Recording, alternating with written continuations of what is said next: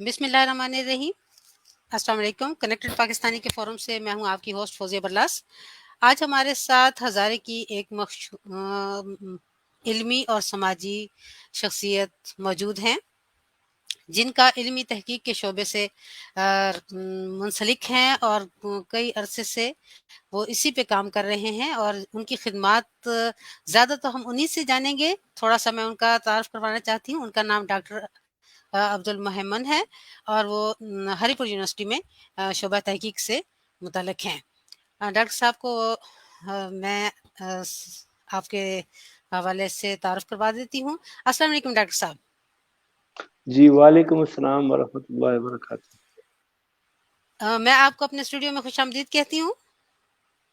جی بہت بہت شکریہ جی، آپ نے مجھے اس قابل سمجھا اس طالب علم کو کہ میں آپ کے ساتھ اس تعلیم کے حوالے سے اہم موضوع پہ بات کر سکوں۔ بہت بہت شکریہ جی ڈاکٹر صاحب، میں بہت معمولی سا تعارف کروایا، بہت نامکمل، اور میں چاہتی تھی کہ ناظرین آپ کے زبان سے آپ کے بارے میں جانیں اور وہ آپ سے زیادہ بہتر طریقے سے آگاہ ہو جائے، تو برائے مہربانی اپنا تھوڑا سا تعارف کروا دیں۔ جی بہت بہت شکریہ۔ سب سے پہلے تو آپ کا، آپ کے ادارے کا میں تہ دل سے شکر گزار ہوں، اور آپ کے کچھ پروگرام میں نے دیکھے بھی ہیں، بڑے اچھے موضوعات کا آپ نے انتخاب کیا ہے، تو اللہ تعالیٰ آپ کی اس کوشش کو قبول فرمائے اور اس میں برکتیں ڈالیں اور زیادہ سے زیادہ لوگ اس سے مستفید ہوں۔ جی میرا نام ڈاکٹر محمن ہے اور میرا تعلق ہری پور سے ہی ہے، اور میں تقریباً اب 24 سال ہو گئے ہیں یہی پڑھنے پڑھانے لکھنے لکھانے اور جو ریسرچ یونیورسٹیز میں ہوتی ہے اس کے ساتھ میرا تعلق ہے۔ 7 سال ملک سے باہر بھی مجھے موقع ملا ہے پڑھانے کا، اور 2008 کے بعد سے اب میں یہاں یونیورسٹی آف ہری پور میں 2009 کے اینڈ میں آیا تھا، اس سے پہلے ہزارہ یونیورسٹی میں تھا، اور تب سے اب ہری پور میں ہوں۔ 2-3 کتابیں لکھی ہوئی ہیں اور کالم میرے بڑے باقاعدگی سے آج کے اخبار میں بھی کالم ہے، اور ریڈیو پہ موقع ملتا ہے پروگرام کرنے کا، تو بس یہ تھوڑا بہت اپنی طرف سے بس کوشش ہے جی۔ بہت بہت شکریہ۔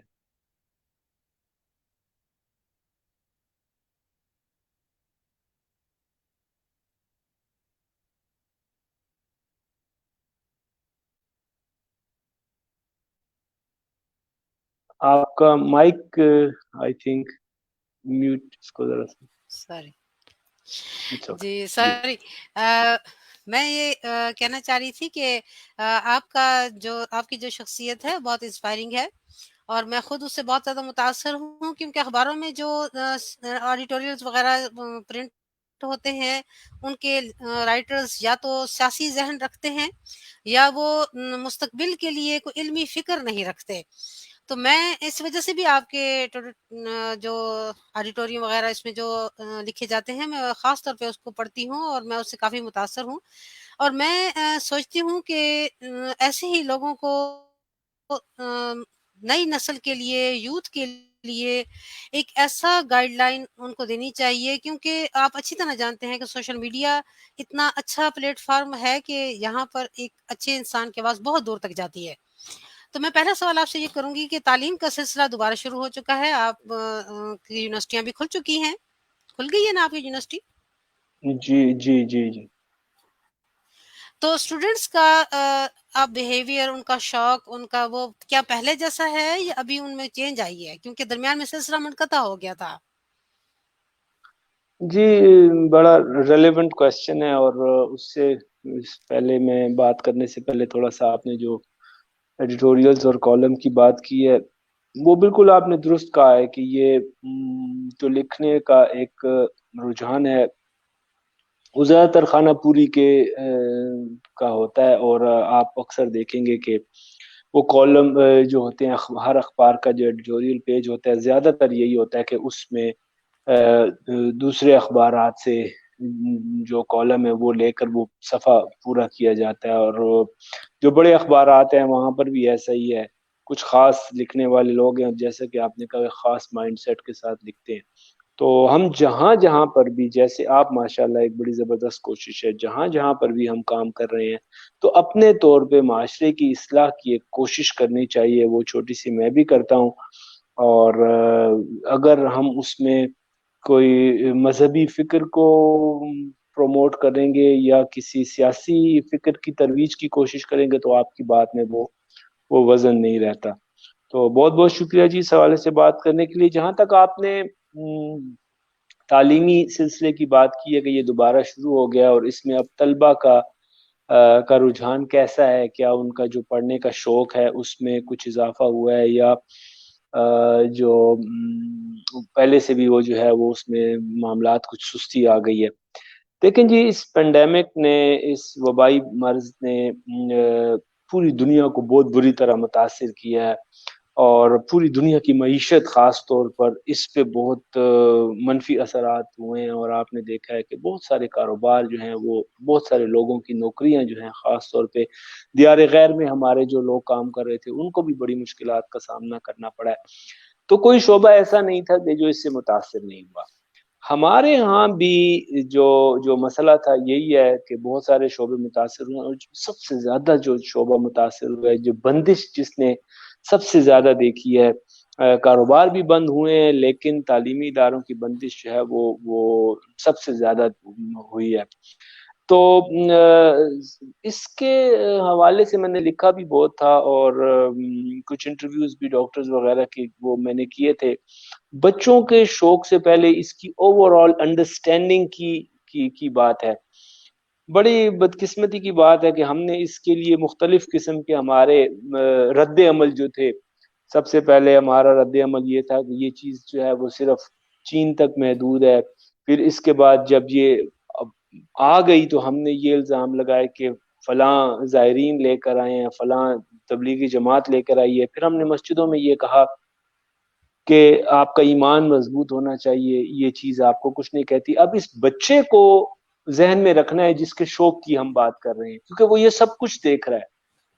اور پھر آخری بات ہم نے اس کے بارے میں یہ کہی کہ یہ ملز سرے سے موجود ہی نہیں ہے۔ پھر ویکسین جب آئی تو اس کے بارے میں کیا بات ہوئی۔ اب میں مثال کے طور پہ اپنے بچوں سے میں نے بات کی ہے، کیونکہ اب 18 سال سے کم بچوں کی ویکسین شروع ہو گئی ہے، تو ان دونوں بچوں کی جب ویکسین ہوئی ہے، 15 سال اور 16 سال دونوں بچوں کی ویکسین جب ہوئی ہے، تو وہ اسکول میں بچے، اساتذہ کرام نے بھی انہیں یہ کہا ہے کہ یہ کروانے کی کوئی ضرورت نہیں ہے۔ اور ابھی تک پورے اسکول میں، کلاس میں نہیں، پورے اسکول میں کسی بچے نے، جس اسکول میں میرے بچے پڑھتے ہیں، ویکسین نہیں کروائی ہے۔ تو اب اس بچے کی جو ذہنی جو مستوی یا اس کا لیول ہے، اس کو دیکھنے کی ضرورت ہے۔ وہ بچہ پہلے سے کنفیوز تھا، کیونکہ ہمارے ہاں کوئی ایک ایجوکیشن سسٹم نہیں ہے، اور بچے پر بہت زیادہ پریشر ہے۔ مجھے یاد ہے کچھ عرصے پہلے میں خبروں میں سن رہا تھا، میں نے خود سنا ہے کہ کراچی میں 100 کے قریب بچوں کو اسپتال لے کر آیا گیا تھوڑے سے وقفے کے دوران، تھوڑے سے عرصے میں، کہ جن کو کمر کی تکلیف تھی، اور اس کی وجہ یہ تھی کہ ان کے بیگ بہت زیادہ بھاری تھے۔ تو بچوں پہ ویسے بھی بہت زیادہ پریشر تھا کام کا۔ پھر آپ نے دیکھا ہے کہ یہ جو ہمارے ایجوکیشن سسٹم میں ہم وہ مجموعی طور پر ہم اپنے اہداف کا تعین نہیں کر سکتے۔ تو وہ بچے بھی، ظاہر ہے کہ وہ بطور استاد ہم نے ہدف کا تعین نہیں کیا ہوتا، تو وہ بچے بھی جو ہے ان کے کسی قسم کے اہداف نہیں ہوتے۔ تو جب یہ بند ہوئے ہیں اسکول، تو پھر آپ نے دیکھا ہے کہ وہ بچوں نے اس کو ایک بالکل تفریح کی طرح لیا ہے، اور یونیورسٹیز کے حد تک ہم نے دیکھے ہیں کہ مظاہرے ہوئے ہیں بچوں نے، اس میں جو ہے وہ اس کی چھٹیوں پہ خوشیاں منائی ہیں، انہوں نے یہ کوشش کی ہے کہ چھٹیاں ہوتی رہیں۔ اور پھر جب ان کے امتحانات متاثر ہوئے، اس پہ بھی انہوں نے جلوس وغیرہ نکالے ہیں۔ تو یہ پورا اس کا پس منظر دیکھنے کے بعد جو ہے، اب ان کی سمجھ میں تو اس طرح سے کچھ آیا نہیں ہے، اب لا کر ان کو دوبارہ بٹھا دیا ہے، اور اسی طرح سے اب ان کے اوپر پریشر بہت زیادہ ہے۔ کچھ اسکولوں نے کہا ہم اتوار کو بھی کھولیں گے، شام کو بھی ان کو بلائیں گے۔ تو جو کمی رہی تھی اس میں ان بچوں کا کوئی قصور نہیں تھا۔ اب وہ چھوٹے چھوٹے ذہن ہیں، آپ اور ہم ان پر جب زیادہ پریشر ڈالیں گے تو اس بات کی توقع کرنا، اس پورے سسٹم کو دیکھتے ہوئے کہ بچوں کے شوق میں کہیں اضافہ ہوا ہے، وہ مجھے نہیں نظر آ رہا. اور آپ ابھی ان سے کہہ دیں کہ جی کووڈ میں جو ہے وہ تھوڑی سی تیزی آ رہی ہے, ہو سکتا ہے کہ اسکول بند ہو جائیں, تو آپ اس رد عمل سے ہمیں یہ اندازہ ہو جائے گا کہ ایک بچوں کی بڑی کثیر تعداد اس میں خوشی کا اظہار کرے گی.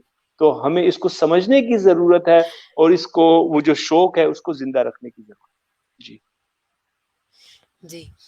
تو آنے والے وقت میں آپ کلاس روم کو کیسا دیکھ رہے ہیں کہ کلاس رومز کا کیا انوائرمنٹ ہوگا, کیونکہ مجھے کافی تبدیلی محسوس ہو رہی ہے. جی جی دیکھیں, اوور آل پھر بھی اس کو دیکھنا ہوگا. صرف ایک اس معاملے میں ہم نے نہیں دیکھنا کہ اس کے ساتھ کیسے ایک چینج کلاس روم کے اندر آنے لگی ہے. ہمارے ہاں جو ہے جو کلاس روم کا ایک انوائرمنٹ ہوتا ہے, وہ جو ہمارے مختلف تعلیمی نظام ہیں ان کے اعتبار سے مختلف ہوتا ہے. اور سرکاری اسکولوں کا معاملہ جو ہے وہ بالکل مختلف ہوتا ہے, جو ہمارے نجی اسکول ہیں ان کا معاملہ بالکل مختلف ہوتا ہے. ایک بڑی سی دلچسپ سی چیز جب ہمارے سامنے آئی ہے اس وبائی مرض کے دوران, کہ ہم نے نہیں دیکھا الا ماشاء اللہ کہ کہیں پہ کوئی سرکاری اسکول کے ساتھ کرام نے کہا ہو کہ بھئی اسکول بچوں کا نقصان ہو رہا ہے, اسکول کھلنے چاہیے. لیکن پرائیویٹ اور نجی تعلیمی ادارے نے تو اتنا زیادہ انہوں نے اس میں پریشر ڈالا ہے کہ وہ تعلیم کا نقصان ہو گیا, ملک تباہ ہو گیا, بچے تباہ ہو گئے, اسکول کھلنے چاہیے. تو اس کے پس منظر کو ہم سمجھ سکتے ہیں. تو کلاس روم ہمارا جو ہے وہ جو نجی ادارے ہیں ان میں ایک مختلف قسم کا اس میں دیکھنے میں نظر آتا ہے. سرکاری جو ہیں وہ ادارے ہیں ان میں جو ہے وہ مختلف قسم کا اس میں ایک چیز نظر آتی ہے. اب ظاہر ہے چینج ہمیں ضرور اس میں کچھ نہ کچھ کرنا ہوگا, اور اپنے رویوں میں ہمیں اس کو کچھ تبدیلی لے کر آنی ہوگی. اور جو نقصان ہوا ہے, ابھی آپ نے جو دیکھا ہے نتائج جو آئے ہیں وہ کتنے مطلب حیران کن قسم کے نتائج ہیں کہ 1100 میں سے 1100 نمبر بھی آ رہے ہیں. تو وہ پورا ایک اس کو دیکھنا ہوگا. چھوٹی سی چیز کو نہیں دیکھنا ہوگا کہ صرف کلاس روم کو, بلکہ پورا اس سسٹم کو دیکھنا ہوگا. بچوں کی پوری ذہن سازی کرنی ہوگی, اہداف کے تعین کرنا ہوگا, اور اس کے ساتھ ساتھ جو ہے بچوں کو کلاس روم میں جو ہے پھر وہاں پہ کوئی چینج لے کر آنی ہے. ان کے اوپر جو ایکسٹرا پریشر ہے میڈم, میں سمجھتا ہوں اس ایکسٹرا پریشر کو کم کرنا ہوگا, اور اس کو جو فرینڈلی ایٹماسفیئر ہے کلاس روم کے اندر, کلاس روم مینجمنٹ کے جتنے بھی طریقے ہیں ان کو ہم کہیں پہ میں نہیں سمجھتا کہ اساتذہ کرام کی جو تربیت والا معاملہ ہے اس پہ ہمیں تھوڑی توجہ کرنی ہوگی. ضرور اس کو, یہ بڑا ریلیونٹ کویسچن ہے, کلاس روم مینجمنٹ کو ہمیں دیکھنا ہوگا. اس کے جو باقاعدہ تھیریز ہیں اس کے مطابق ہمیں جو ہے وہ ایک یونیفارم قسم کا طریقہ کار لے کر آنا ہوگا, ورنہ ہر کوئی اپنے طریقے کے مطابق چلتا رہے گا تو یہ بچوں کی کنفیوژن میں سمجھتا ہوں کہ اس سے زیادہ اضافہ ہوگا. جی, اس سلسلے میں ایک کوشچن کا اور میں اضافہ کرنا چاہتی ہوں کہ آج کل جیسے گورنمنٹ کی طرف سے بھی ہے کہ مار نہیں پیار, آپ سختی بھی نہیں کر سکتے. جی ادھر سے ٹائم بھی ہمارے پاس بہت کم رہ جاتا ہے کیونکہ اب سیشن ختم ہونے والے ہو جاتے ہیں. برڈن بھی ٹیچرز پہ زیادہ ہے. تو میرا خیال ہے کہ اس میں ٹیچر اور اسٹوڈینٹس دونوں کو کوآپریشن کرنا پڑے گا. اب آدھے سبجیکٹس کا ایگزام دینا اور آدھے کا نہ دینا شاید یہ آئندہ کے لیے فیزیبل نہ ہو. تو اس بارے میں آپ کیا کہتے ہیں؟ ایسے سبجیکٹس جو پریکٹیکل لائف میں کام ہی نہیں آتے, میرا تو خیال ہے ان کو سیلیبس سے ہی آؤٹ کر دینا چاہیے. آپشنل ضرور کر دیں لیکن ان کو کمپلسری نہ چھوڑیں. اب آپ میٹرک کے پیپرز کی بات جس طرح آپ نے کی, اس حوالے سے میں بات کرنا چاہ رہی ہوں. دیکھیں جی, بڑا ایک اور تھینک یو ویری مچ, بڑا ریلیونٹ کویسچن ہے. میں اس پہ نصاب سے تبصرہ کرنا شروع کروں گا. دیکھیے آج 74-75 سال کے بعد ہم جو ہمارے بنیادی مسائل ہیں ہم ان کا تعین نہیں کر سکے. دیکھیے ہم ایسا کرتے ہیں نا کہ جو بہترین جہاں پہ تعلیمی نظام ہے, چاہے وہ ویسٹ میں ہے, چاہے وہ ملیشیا میں ہے, ترکی میں ہے, یہ میں خود وہاں پہ دیکھ کر آیا ہوں. تو اس کو جب ہم فالو کرنا شروع کرتے ہیں تو ہم اس کو اوپر سے شروع کرتے ہیں کہ ہم ان کو وہاں سے ہم ان کو فالو کریں, حالانکہ ہمیں نیچے سے پہلے سٹیپ سے ہمیں شروع کرنے کی ضرورت ہے.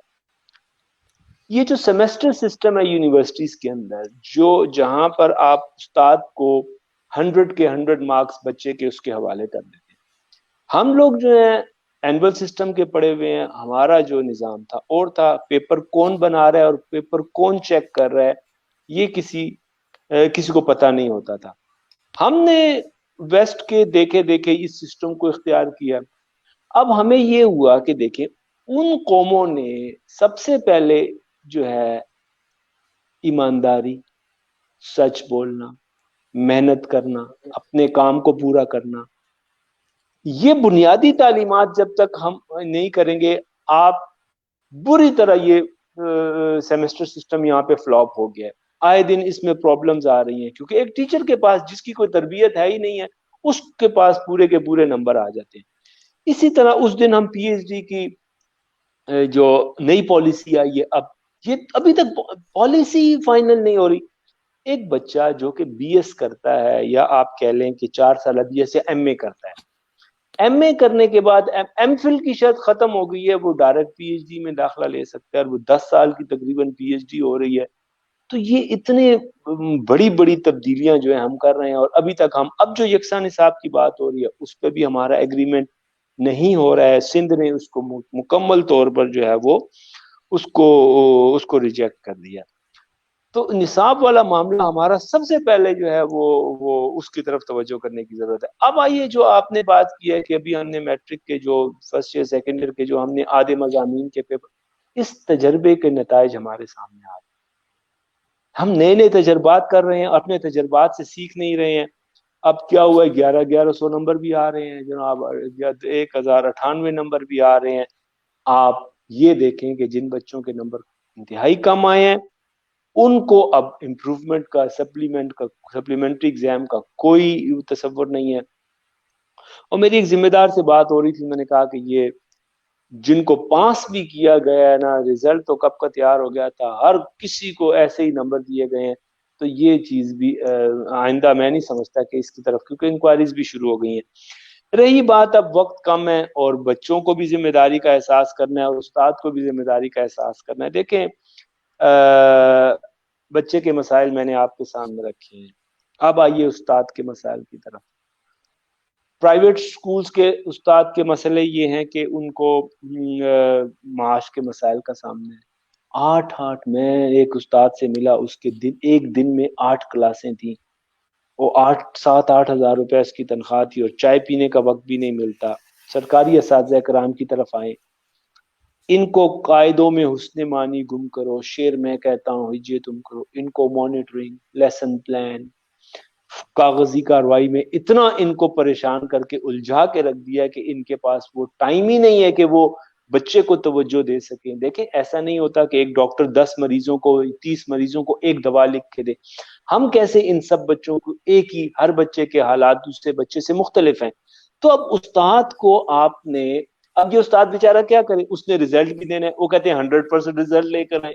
اب اس میں جو ہے یہ بار بار جو میں کہتا ہوں کہ ہم اس کو بڑی تصویر کو جب تک نہیں دیکھیں گے تو اب استاد بیچارہ تو اس کے اندر پس رہا ہے، بچہ بھی اس کے اندر پس رہا ہے. اور یہ جو مقابلے شروع ہو گئے ہیں کہ فلانا ڈسٹرکٹ پہلے آیا دوسرا ڈسٹرکٹ بعد، اس مقابلے میں تو آپ نے وہ مقابلے والا رجحان پورا کرنا ہے اور وہ کام جو ہے نہیں ہو سکتا. تو مسئلہ تو ہے جی، بالکل ہے، اور بچوں نے بھی اس پہ کرنا ہے لیکن زیادہ پریشر نہیں ہوگا، اور استاد نے بھی کرنا ہے، اور استاد کو بھی جب کلیئر ڈائریکشنز نہیں ہوں گی، استاد کو جو ڈائریکشنز ہیں استاد نے تو وہ کرنا ہے. تو یہ تھوڑے سے وقت میں کورس جو ہے وہ مکمل بھی کام جو ہے وہ تھوڑا سا مشکل ضرور ہے جی. جی، یہ پرائمری اسکولس کی جو حالت میں دیکھا کرتی تھی، کیونکہ میرا بھی کام ہوتا تھا، میں ان کے وزٹس بھی کرتی تھی اور ان کا انسپیکشن بھی، ان کا ریکارڈ بھی، ان کے داخل خارج بھی، اور ہر چیز وہ چیک کرنا میری ذمہ داری میں تھا. تو میں کافی عرصہ کرتی رہی. تو جو چیز مجھے بہت زیادہ پریشان کرتی تھی پرائمری اسکول کی ٹیچرز کی، میں ٹرینر بھی رہی ہوں، تو جو چیز مجھے بہت زیادہ پریشان کرتی تھی کہ یہ جو کام ہے سارا بغیر کلرک کے، اب ظاہر ہے آپ نے پرائمری کی ٹیچرز کے ساتھ جو پیرنٹ ٹیچر میٹنگ بھی کرنی ہے، آپ نے پیرنٹ ٹیچر ایسوسیشن کو بھی آپ نے مینٹین رکھنا ہے، آپ نے اسٹوڈنٹس کو بھی مینٹین رکھنا ہے، اور صرف 2 یا 3 ٹیچرز کلاس میں ہوں تو پورے اسکول میں 2 یا 3 ٹیچرز ہوتی ہیں.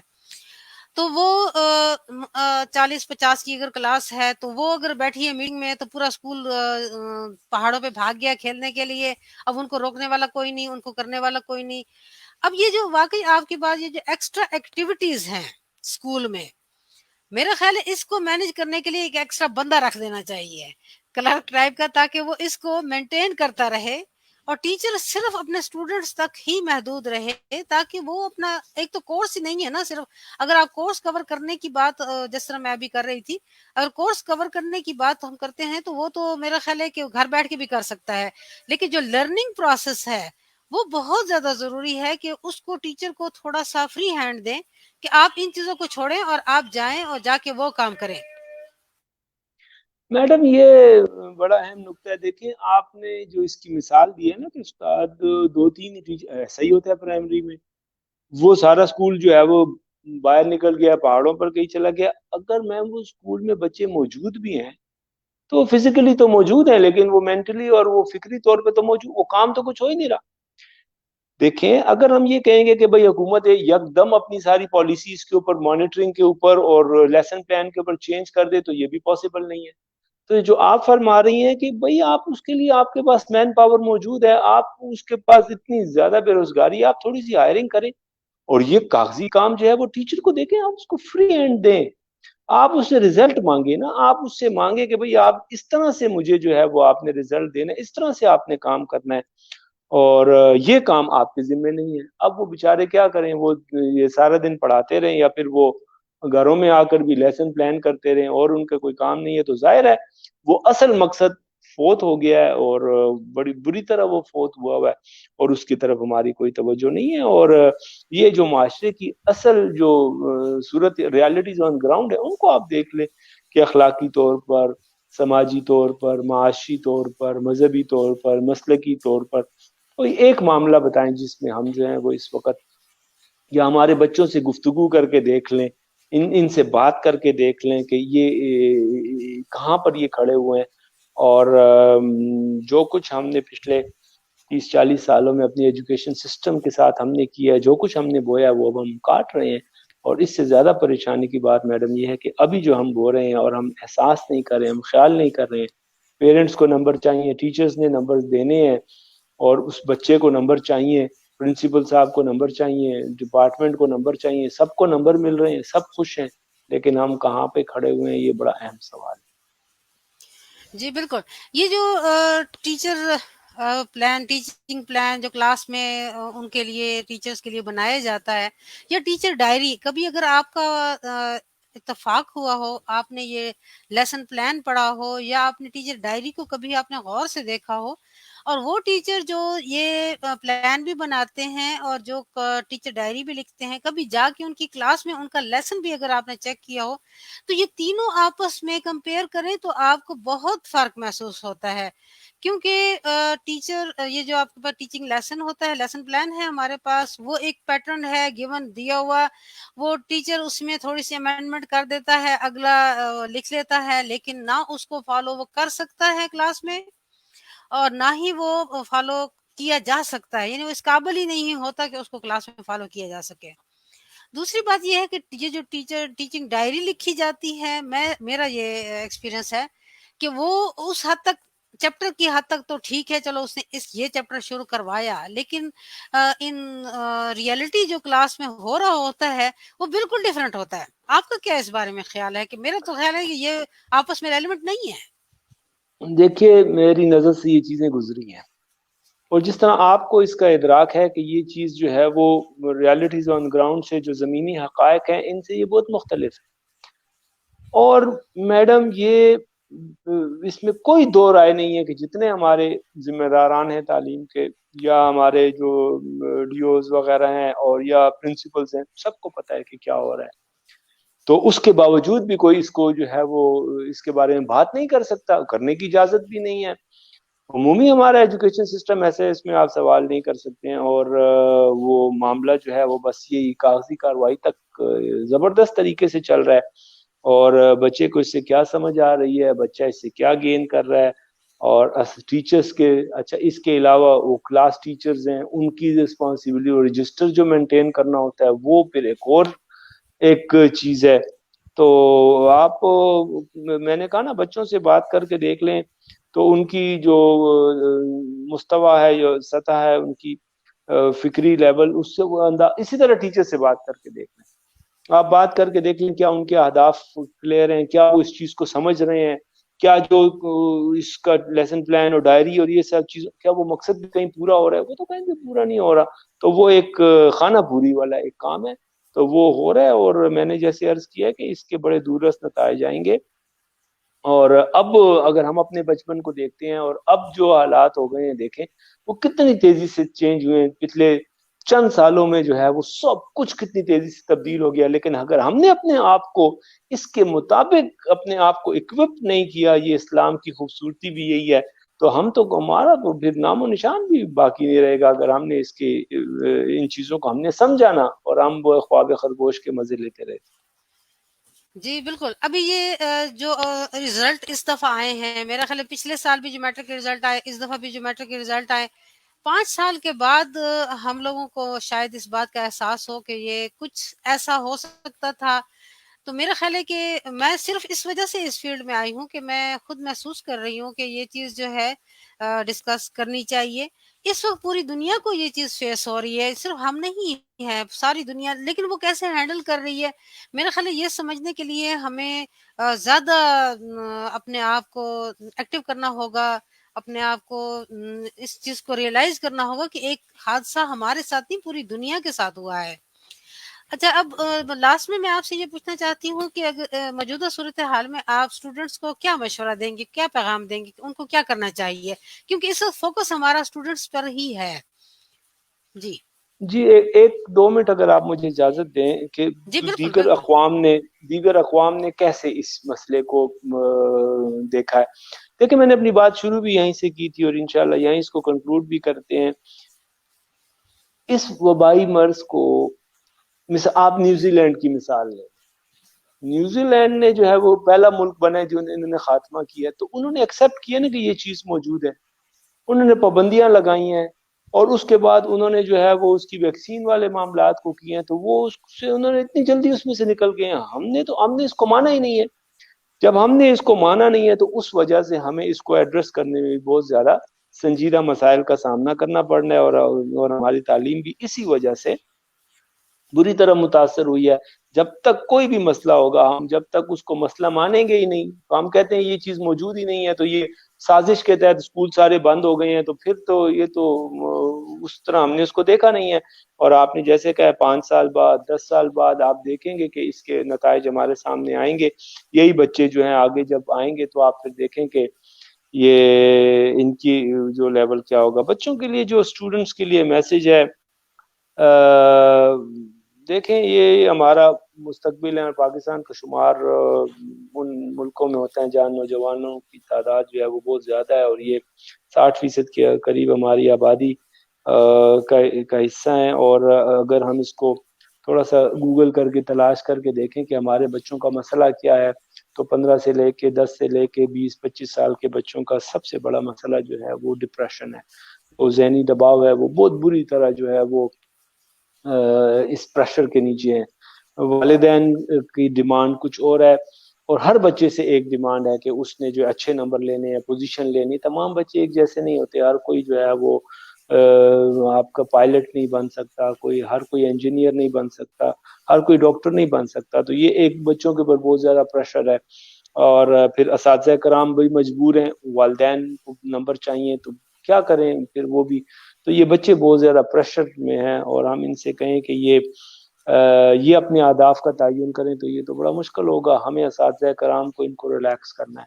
میں عموماً کلاسز یا بڑے بڑے لیکچرز میں بھی جو ہے میں وہ سامعین اور حاضرین کو پہلے کہتا ہوں کہ جی آپ یہ کاغذ اور پین کو رکھ دیں اور کسی سے ذرا ٹیک لگا کے بیٹھ جائیں. خدا کے لیے تھوڑی دیر کے لیے ریلیکس ہو جائے. خدا کے لیے دیکھیں ہیومن مائنڈ جو ہے وہ 40 منٹ سے زیادہ تو پھر اس کے بعد وہ کچھ ایکسیپٹ ہی نہیں کر سکتا. ایک لیکچر سے صرف 5% لرننگ ہوتی ہے. تو ہم ان بچوں پر کیا اتنا ہم نے ان کو پریشر. میں جو ٹریننگز کرواتا ہوں ہاتھ جوڑ جوڑ کے ان ٹیچرز کی منتیں کرتا ہوں کہ ہمارے بچوں کا بچپن نہ مارے، ان کو اپنا بچپن جینے دیں. اور ان کو جو ہے وہ اگر یہ پریشر میں نہیں ہوں گے تو یہ پلیں گے. آپ دیکھیں میں نے اس میں لکھا بھی ہے کہ ہمارے نوجوان بچے اور بچیاں جو خودکشی کا رجحان ہے ہمارے ہاں بہت زیادہ ہو گیا, تو وہ اسی وجہ سے ہے نا. اگر ہم ان کو تھوڑا سا ریلیکس کریں, دیکھیں ہم کیسے کہہ سکتے ہیں کہ یہ بچہ نالائق ہے, یہ بچہ بیکار ہے؟ اللہ تعالیٰ کی بنائی ہوئی کوئی چیز کیسے بیکار ہو سکتی؟ اگر میں اس کو پہچان نہیں سکتا ہوں تو میں اس کو کیسے کہہ دوں کہ یہ بیکار ہے؟ تو میرے رب کی بنائی ہوئی کوئی چیز بیکار نہیں ہے. یہ اس میں بہت کچھ اللہ کے اسرار ہیں, شاہکار چھپے ہوئے ہیں. تو ہمیں ان بچے بیچارے کیا پیغام ہے ان کو, یہی ہے اب محنت کریں بیٹا اور کوشش کریں, اور اگر ہو سکے اپنے بڑوں سے مشورہ کر کے بیٹا اپنے اہداف کا تعین کریں. جب تک اہداف کا تعین نہیں ہوگا, ہمارا ایجوکیشن سسٹم ہے ہی ایسے کہ بھئی تم نے 70 نمبر لیے ہیں, دیکھو اس نے 75 نمبر لیے ہیں تو بچہ کہتا ہے کہ میں 76 نمبر لوں گا. یہی اس کی ہمارے ایجوکیشن سسٹم کا بہت سارے مسائل میں سے ایک مسئلہ یہ ہے کہ یہ ہمیں ایسے اہداف نہیں دیتا کہ جہاں تک ہم پہنچ نہ سکے. یہ ہمیں چھوٹے چھوٹے اہداف دیتا ہے جہاں تک ہم پہنچ کر آرام سے بیٹھ جاتے ہیں اور اپنی ساری صلاحیتوں کا استعمال نہیں کرتے. تو بچوں اپنے آپ کو پہچانیے. من عرف نفسہ فقد عرف ربہ, جس نے اپنے آپ کو پہچانا اس نے رب کو پہچانا. اور یہ ستاروں سے آگے جہاں اور بھی ہیں, ابھی عشق کے امتحان اور بھی ہیں. محنت کریں بیٹا جتنی محنت ہو سکتی ہے, اور کبھی نوکری کا مت سوچیں. جس تعلیم کا مقصد نوکری ہوتا ہے اس معاشرے میں صرف نوکر پیدا ہوتے ہیں.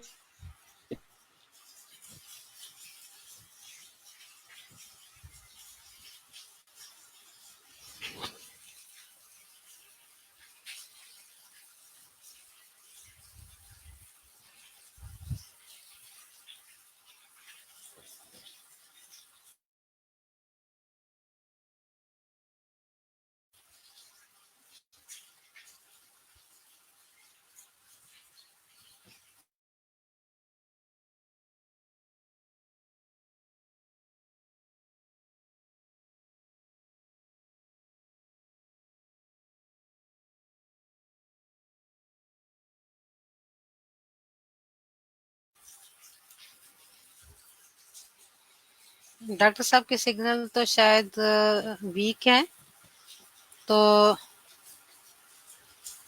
ڈسکنیکٹ بھی ہو گئے ہیں. اس کے ساتھ ہی ہمارے پروگرام کا اختتام ہوتا ہے. میں نے ڈاکٹر صاحب کا شکریہ بھی ادا کرنا تھا, اور میں بہت خوش ہوں کہ انہوں نے آج ہمیں جوائن کیا. تو اس کے ساتھ ہی میرے پروگرام کا وقت ختم ہوتا ہے. بہت شکریہ. پاکستان زندہ باد.